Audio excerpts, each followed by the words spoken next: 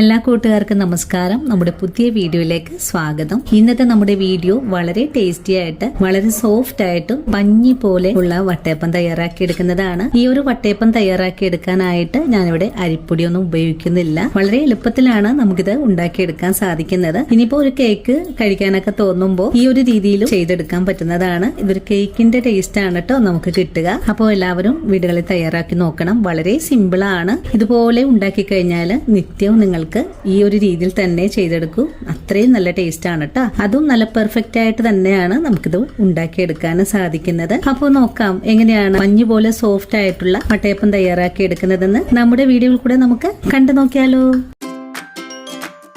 ഇനി മൈദപ്പൊടി ഉപയോഗിച്ചിട്ടുള്ള വട്ടയപ്പം തയ്യാറാക്കി എടുക്കാൻ തുടങ്ങാം. ഇതിനായിട്ട് ഞാനിവിടെ 2 കോഴിമുട്ട എടുത്തിട്ടുണ്ട്. ഈ ഒരു കോഴിമുട്ട ഇതുപോലെ ഒരു ബൗളിലേക്ക് ഒന്ന് പൊട്ടിച്ചൊഴിക്കാം. ഇനി ഇതിലേക്ക് വേണ്ടത് 1/4 കപ്പ് അളവില് പഞ്ചസാരയാണ്. പഞ്ചസാര കൂടെ ചേർക്കാം. ഇനി ഒരു പിഞ്ച് അളവില് ഉപ്പ് കൂടെ ചേർത്ത് കൊടുക്കണം. ഒരു പിഞ്ച് വാനില എസൻസ് കൂടെ ചേർക്കാം. ഇനി മുട്ടയിലേക്ക് ബദാം ഫ്ലേവർ ചേർക്കുന്നുണ്ട്. നിങ്ങൾക്ക് ഇപ്പോ ഈ ഒരു ഫ്ലേവർ കയ്യിലില്ലെങ്കിൽ മഞ്ഞൾപ്പൊടി ചേർക്കാവുന്നതാണ്. ഒരു 2 ഡ്രോപ്സ് ആണ് ചേർത്ത് കൊടുക്കുന്നത്.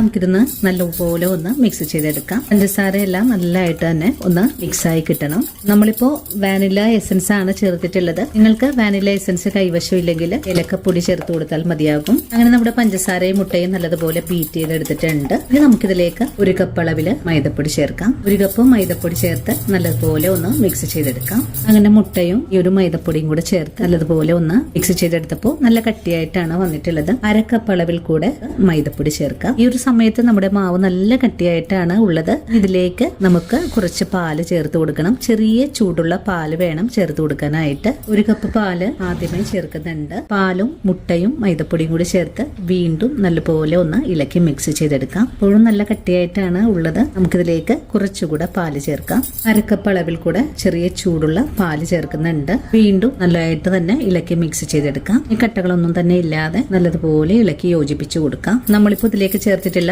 1/2 കപ്പ് പാല് കറക്റ്റ് ആയിട്ടുള്ളൊരു അളവാണ്. ഇനിയിപ്പോ പാലൊന്നും ചേർക്കേണ്ട ആവശ്യമൊന്നും തന്നെ ഇല്ല. ഇനി നമുക്കിതിലേക്ക് 1/4 ടീസ്പൂൺ അളവില് ഇൻസ്റ്റന്റ് ഈസ്റ്റ് കൂടെ ചേർത്ത് കൊടുക്കാം.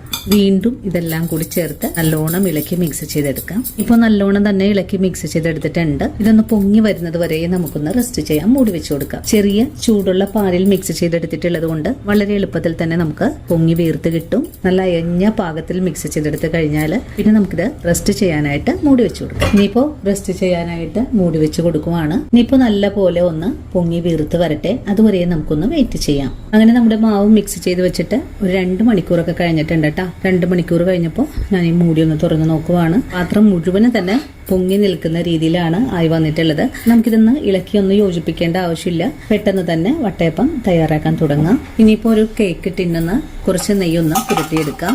എല്ലാ ഭാഗത്തേക്കും നെയ്യ് പുരട്ടി കൊടുക്കാം. ഇനി വട്ടയപ്പം വേവിച്ചെടുക്കാനുള്ള പാത്രം അടുപ്പിലേക്ക് വെച്ചു കൊടുത്തതിന് ശേഷം നെയ്യ് തടവിയ ആ ഒരു കേക്ക് ടിന്നൊന്ന് എടുത്ത് വെച്ചു കൊടുക്കാം. ഈ പാത്രം നല്ല പോലെ ഒന്ന് ചൂടായി വരട്ടെ. പാത്രം പെട്ടെന്ന് ചൂടാവാനായിട്ട് ഒന്ന് മൂടിയും കൂടെ വെച്ചു കൊടുക്കുന്നുണ്ട്. പാത്രം നന്നായിട്ട് ആവി കയറി വന്നിട്ടുണ്ട്. ഇനി നമുക്ക് ഈ പാത്രത്തിലേക്ക് നമ്മുടെ വട്ടയപ്പത്തിന്റെ മിക്സ് ഒഴിച്ചു കൊടുക്കാം. ഇനി മൂടി വെച്ചു കൊടുക്കാം. ഒരു 5 മിനിറ്റ് നേരം മൂടി വെച്ച് കഴിഞ്ഞാൽ പിന്നെ നമുക്ക് മൂടി തുറന്ന് ഇതിന്റെ മേലെയായിട്ട് ഒരു ഗാർണിഷ് ചെയ്യണം. ഇപ്പൊ ഒരു 2-3 മിനിറ്റ് ആയിട്ടുണ്ട് മൂടി വെച്ചിട്ട്. ഇനി നമുക്ക് മൂടി തുറക്കാം. ഇനി ഇതിന്റെ മേലെയായിട്ട് നമുക്കൊരു ഗാർണിഷ് ചെയ്തെടുക്കാം. ഞാൻ ഇതുപോലെ കിസ്മിസ് ആണ് വെച്ചു കൊടുക്കുന്നത്.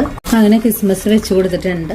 വീണ്ടും വെന്ത് വരാനായിട്ട് ഒന്ന് മൂടി വെച്ചു കൊടുക്കാം. ഒരു 10 മിനിറ്റ് നേരം മാത്രം മൂടി വെച്ചാൽ മതിയാകും. അങ്ങനെ നമ്മുടെ വട്ടയപ്പം വേവിക്കാൻ വെച്ചിട്ട് ഒരു 10-15 മിനിറ്റ് ആയിട്ടുണ്ട് കേട്ടോ. നമുക്കിനി മൂടി തുറന്ന് നോക്കാം. വട്ടയപ്പം നല്ല പോലെ തന്നെ വെന്ത് വീർത്ത് വന്നിട്ടുണ്ട്. ഇനി നമുക്ക് ഫ്ലെയിം അങ്ങ് ഓഫ് ചെയ്ത് കൊടുക്കാം. അതിനുശേഷം താഴേക്ക് ഇറക്കി വെച്ച് കൊടുക്കാം. അങ്ങനെ നമ്മുടെ വട്ടയപ്പം ഇവിടെ താഴേക്ക് ഇറക്കി വെച്ച് കൊടുത്തിട്ടുണ്ട്. നല്ല സോഫ്റ്റ് ഉണ്ട്. അതുപോലെ അരികിൽ നിന്നെല്ലാം വിട്ട് നിൽക്കുന്ന ഒരു പാകത്തിലാണ് ആയി വന്നിട്ടുള്ളത്. ഇപ്പോൾ ചൂടാറിയതിനു ശേഷം മറ്റൊരു പ്ലേറ്റിലേക്ക് നമുക്ക് മാറ്റാവുന്നതാണ്. അങ്ങനെ തണുപ്പിക്കാൻ വെച്ചിട്ട് ഒരു 5 മിനിറ്റ് ഒക്കെ ആയിട്ടുണ്ട്. ഇനി നമുക്ക് ഒന്ന് പ്ലേറ്റിലേക്ക് മറിച്ചു കൊടുക്കാം. അങ്ങനെ നമ്മുടെ വട്ടയപ്പം പ്ലേറ്റിലേക്ക് മാറ്റിയിട്ടുണ്ട്. അപ്പോൾ വളരെ എളുപ്പത്തിൽ ഉണ്ടാക്കിയെടുക്കാൻ പറ്റുന്നതും നല്ല ടേസ്റ്റി ആയിട്ടുള്ള മൈദ വെച്ച് തയ്യാറാക്കി ഈ ഒരു ടേസ്റ്റി വട്ടയപ്പം നിങ്ങൾ എല്ലാവരും ഈ ഒരു ക്രിസ്മസ് ദിനത്തിൽ തയ്യാറാക്കി നോക്കാൻ മറക്കരുത്. ഇനിയിപ്പോ നിങ്ങൾക്ക് മുട്ട കഴിക്കാൻ താല്പര്യമില്ല, മുട്ട ചേർക്കാൻ താല്പര്യമില്ലെങ്കിൽ മുട്ട ഒഴിവാക്കിയിട്ടും ഈ ഒരു രീതിയിൽ തന്നെ ചെയ്തെടുക്കാൻ പറ്റുന്നതാണ്. അപ്പോൾ ഇത് നമുക്കിനി ഒന്ന് കട്ട് ചെയ്തെടുക്കുന്ന താമസം മാത്രമേ ഉള്ളൂ. അപ്പോൾ ഇന്നത്തെ നമ്മുടെ വീഡിയോ ഇത്രയേ ഉള്ളൂ. ഇനി നല്ലൊരു വീഡിയോ ആയിട്ട് നാളെ ഓടി എത്തുന്നത് വരെയും വീണ്ടും കാത്തിരിക്കുക.